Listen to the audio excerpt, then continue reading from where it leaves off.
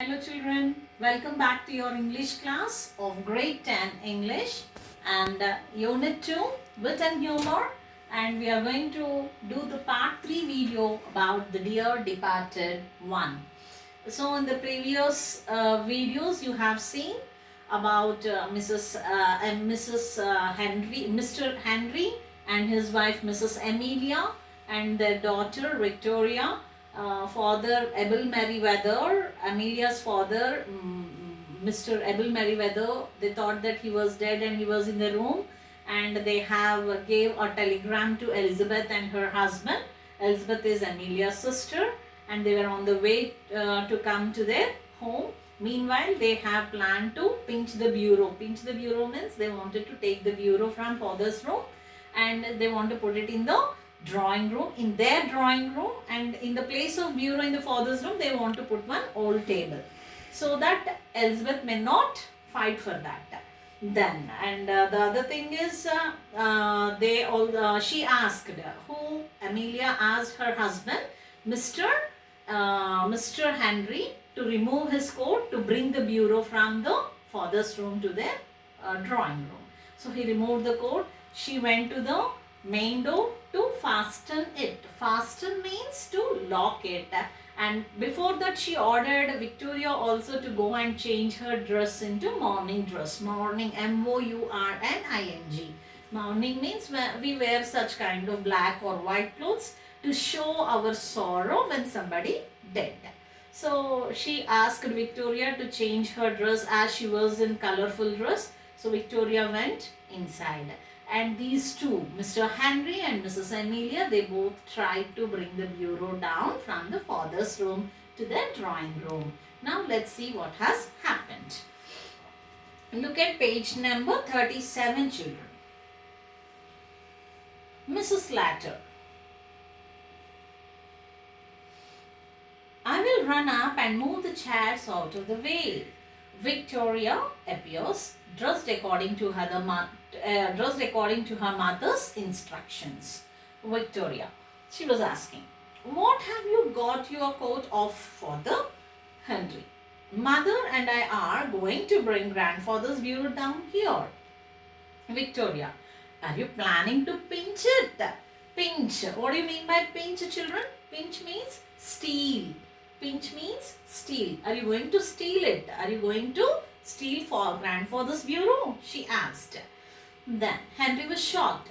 No, my child, grandpa gave it to your mother before he died. So Henry was trying to cover his mistake.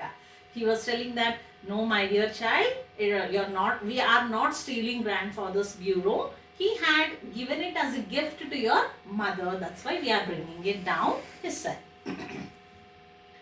Victoria, this morning? She asked. So when did he give that gift to mummy? This morning? She asked. Then Henry said, yes. Victoria, he was drunk this morning. Mrs. Latter appears carrying a handsome clock under her arm. So then the girl was telling, when Henry said, yes, today morning he gave the gift, then she said that, oh, he was drunk this morning. That means here Victoria wanted to tell that he was in unconscious state. Who? Her grandfather, Mr. Abel Merriweather. Today morning he was drunk and he was in unconscious state. Maybe in that unconscious state he might have given the bureau to her mother. That's what she thought. And when these two were talking, Henry and Victoria, when they were talking, Mrs. Latter came down. She went upstairs to remove all the tables and chairs which were on the way. So she came down, but she's not coming alone. She has kept one good wall clock under her arms. Handsome clock under her arm. Mrs. Latter, I thought I would fetch this down as well. Fetch. Fetch means bring. Fetch means bring. So she thought that she was, while coming downstairs, she was telling to her husband and daughter, I thought this is looking very good. That's why I brought it from father's room. And our clock worth nothing and this always appealed to me. So she puts it on the mantelpiece. So when she came down with that wall clock, when she came down with the clock, she put it on the mantelpiece. You know what is mantelpiece, children? Mantelpiece means in cold countries like UK or USA, what they do is they'll be having a fireplace in their home. You know, fireplace means they burn the sticks to get warmth. So that is called as mantelpiece. The shelf above the fireplace is called as mantelpiece. So she brought that clock, the beautiful clock, and that means she has stolen this clock also from father's room. She brought it and kept it on the mantelpiece. And she was telling to her husband and daughter that our clock has gone old and it's not working and it's not looking good. And when I went to father's room, it's appealing. Appealing means it's always asking me, take me, take me. That's why I'm interested in this and I brought it down, she said, by putting that on the mantelpiece. Nothing, and this always appeal to me. Appeal to me means here attracting me. This wall clock is attracting me. That's why I brought this down, she said. That's Grandpa's clock. Who said these words? Victoria. Victoria told that that's Grandpa's clock. Be quiet. It's ours now. Come, Henry. Lift your head. Lift your hand. So when Victoria said it was grandfather's, mother shouted at her, shut your mouth. It's ours now. Don't say to anybody, she said. And she called Henry to lift the old table then. Henry and Mrs. Latter, very hot and flushed, staggered in with a pretty old-fashioned bureau containing a locked desk. They put it where the chest of drawers was and straightened the ornaments, etc. There is a knock at the door. The knocking is repeated. Victoria ushers in Ben and Mrs. Jordan. The latter is a stout, complacent woman with an irritating air of being always right. She is wearing an outfit of new mourning and Ben is also in complete new mourning. He is rather a jolly little man, but at present trying to adapt himself to the regrettable occasion. Mrs. Jordan sails into the room and solemnly goes straight to Mrs. Latter and kisses her. The men shake hands. So now they tried to, they carried that old table to upstairs to Mr. Abel Merriweather's room, put it there, and she brought down the bureau which she liked very much to her drawing room. That means they shifted, they exchanged. That old table was kept in father's room and father's beautiful bureau brought down to their drawing room. And at that time what happened? There was a knock at the door, knock sound, you know, tuck, tuck, tuck, somebody is knocking at the door. So Victoria went and opened and there were two people standing there, that is Elizabeth and Mr. Ben. So they both were standing. Here a phrase was used, the latter is a stout. Latter means when when we are referring about two persons or two things, latter is the second one, former is the first one. F-O-R-M-E-R, former is first, latter means next.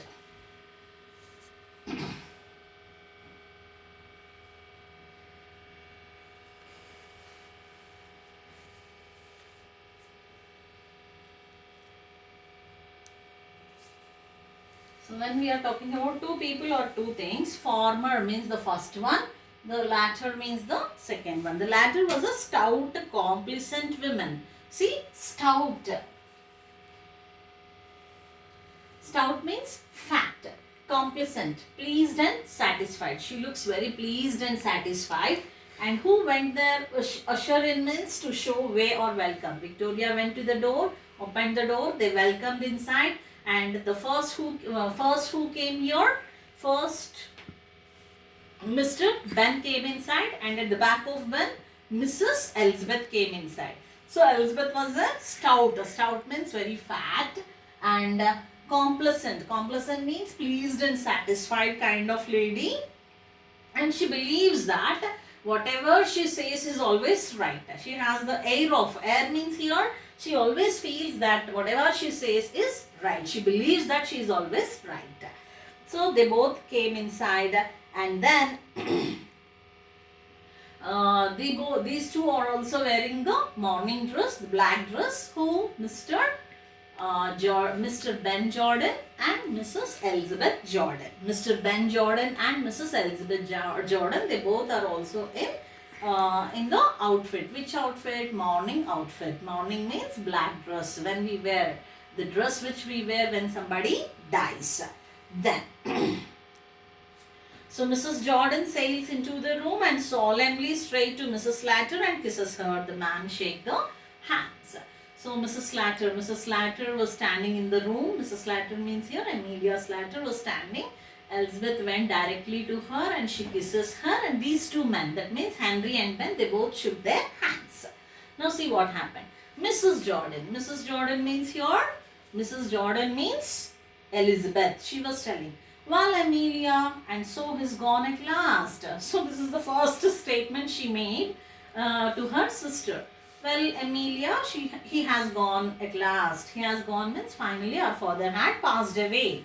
Mrs. Slatter, yes, he has gone. He was 62, he was 72 a fortnight last Sunday. She sniffs back a tear. See, sniffs back a tear means when somebody cries or acts if they are crying, like that they do. This is called as sniff a tear back. That means here who is crying? Amelia. She is acting as if she is crying. Yes, our father has passed away and he is 62 years for the past Sunday. Fortnight means here 15 days. So 15 days back we got a Sunday. On that day it was his birthday and he was 72 years now. So he finally passed away, she said. Then, now Amelia, you must give way. We have all got to die sometime or the other, said Ben. So Ben means Elizabeth's husband. He was trying to console Amelia. When Amelia was acting as if she was crying, Ben was trying to console her, saying that, okay, you should give way. Give way means you should leave all these emotions. Don't get emotional. Someday or the other, we are all going to die, he said. Then, Mrs. Slatter means Amelia, she was talking. Father had been married this morning. He went out soon after the breakfast to pay his insurance. Ben, my word, it's a good thing he did. Mrs. Jordan, he always was thoughtful in that way. He was too honorable to have gone without paying his premium. So, she was telling that today morning father was very active. He had his breakfast. He was jolly means here active and happy. In the morning he was very active and happy. He had his breakfast and he went out to pay his premium. Which premium? Life insurance. Insurance premium he wanted to pay. So he went there to pay the premium, she said. Then Ben, my word, that's a good thing he did. So Ben is appreciating the old man. What is he saying? Oh, very great. So before death he tried to pay the premium, he said. Then Jordan was telling, that means Elizabeth was telling, I know about my father. He always think about everything. He do his duty in time. He never ignores, she said. Then Henry, and when I came in, I found him undressed, sure enough, and snug in bed. So she was telling, Mr. Henry added now. Mr. Henry means here Amelia's husband. So when I went upstairs, he was sleeping. He has removed his dress. He changed his dress and he was snugging in bed. Snugged in bed means here he was he was sleeping comfortably. He was very warm and comfortable in his bed and he is sleeping there. So I came down, he said. Then, Mrs. Slater, and when we finished dinner, I thought I would take up a bit of something on a tray. He was lying there for all the world as if he was asleep. So I put the tray down on the bureau, correcting herself, on the chest of drawers, and went to waken him. He was quite cold. So now Mrs. Amelia was telling, see, I went upstairs to take some dinner for father. I kept that tray of food on the bureau, she said, because bureau was there. She was talking truth. But again she corrected herself. Bureau means again Elizabeth will get it out. Where is the bureau in father's room? There is no bureau, no, it is in the drawing room. So that's why she corrected herself. No, I put it on the table and I just woke up our father saying, father get up. Then I found his body was cold. That means he was no more. He was dead, told Mrs. Amelia. A pause. They wiped their eyes and sniffed back tears. So they all were trying and showing that they were really feeling bad about the loss of their father. They were sniffing a tear. Then, Mrs. Slater, rising brusquely at length, in a businesslike tone, well, will you go up and look at him now, or shall we have tea? So Mrs. Slater, who is Mrs. Slater here? Amelia. She was telling. She got up from the seat she got up from the seat in which she was sitting, and she was in a business tone like voice. Business tone means as if she was talking in a business meeting. Okay, let's go and see father first, or would you like to have a cup of tea? Then Mrs. Jordan, what do you say, Ben? I'm not particular. Mr. Ben was saying, I'm not particular. So when Amelia asked this question, Elizabeth asked her husband. Who is her husband? Mr. Ben. So Ben, what would you like to do? Have a cup of tea, or else you'll go and see father first? Then he said, no, I'm not particular in anything. That means anything is okay for me, he said. Then Mrs. Jordan, that means Elizabeth was saying, surveying the table. Well, then if the kettle is ready, we may as well have tea first. So if the kettle is ready, kettle means here, if the tea is ready, we would like to have the tea, then only we'll go and see the father. See, she is more than, Elizabeth is more smarter than Amelia. That means Amelia, till now we thought that Amelia is not having love towards her father. Even Elizabeth also doesn't have. See, if she has true love towards her father, she would have run away to his room. She has to find his father's situation. She has to be there and look at her father and cry. But she wanted to take a cup of tea very leisurely, and then only she wanted to see her father. This shows the true colors of Amelia and Elizabeth. Then Mrs. Slater puts the kettle on the fire and gets tea ready. So Amelia prepared tea. Henry, one thing we may as well decide now is the announcement in the papers. I was thinking of that. What would you put? Mrs. Jordan was asking. So Henry was telling. Henry means Amelia's husband. So he was telling, is it okay that we give some announcement in the newspaper about the death of our father-in-law, that is Abel Merriweather? Then Elizabeth was telling, yes, even I also thought of it. So what matter will present in the newspaper? She asked that question. Then Mrs. Jordan. Mrs. Jordan means here again Elizabeth. We will think of it. Well, we'll think about it after tea. And then we'll look through his bits of things and make a list of them. There's all the furniture in his room. Then Henry, there's no jewelry or valuables of that sort. Mrs. Jordan, except his gold watch. He promised that to our Jimmy. Mrs. Slater, promise your Jimmy? I never heard of that.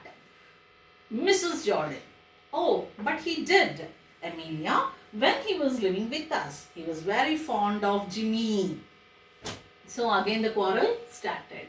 So they want to give the announcement in the paper, but they decided after having the cup of tea, then only they will decide what matter they are going to give in the newspaper. Then after immediately having the cup of tea, they are not ready to go and see the old man in the room.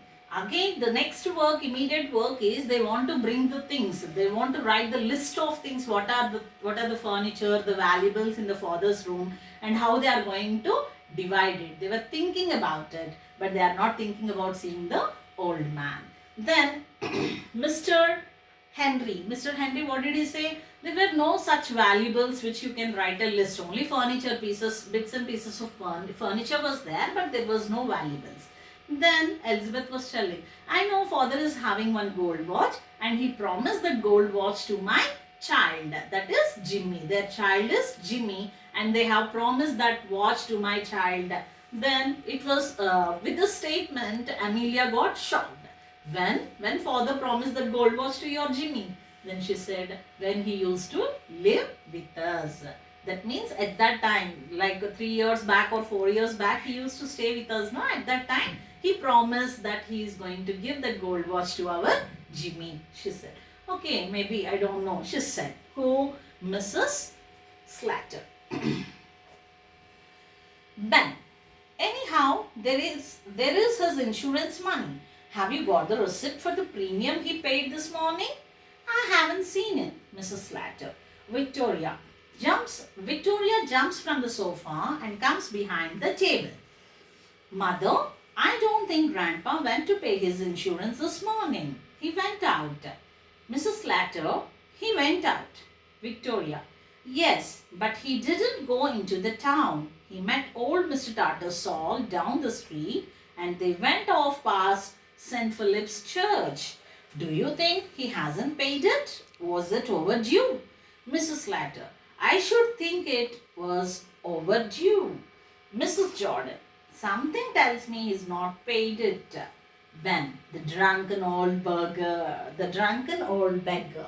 So now see, here they were sitting and having a cup of tea. At that time they were discussing about the gold watch and Elizabeth told that the gold watch was promised by her father to her child Jimmy, and Amelia told that she doesn't know about it, and Mrs. Slatter, Mr. Ben, he was asking, oh, anyhow, his premium amount was there, his life insurance policy was there, and with that amount you can share, he said, and he was asking for the receipt which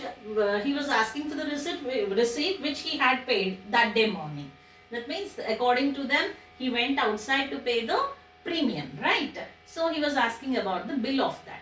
Then Amelia told that she didn't see the bill. Then Victoria interfered. She jumped down from the sofa and she said, I don't think that grandfather went to pay his premium. I saw him. He went to Mr. Tattersall and from there they went to the St. Philip's Church. Then Mr. Ben said, that means he didn't pay the premium. Is it overdue? Then agreed by Mrs. Amelia. Maybe he did not pay the premium. Then you can see the true colors of Mr. Ben. Earlier when he came to know that he paid the premium, he said that he's a very respectable man. He does all the duties in time and all. Now when he came to know that the premium was not paid by the old man, he started calling him the drunken old beggar. Drunken means the one who drinks always.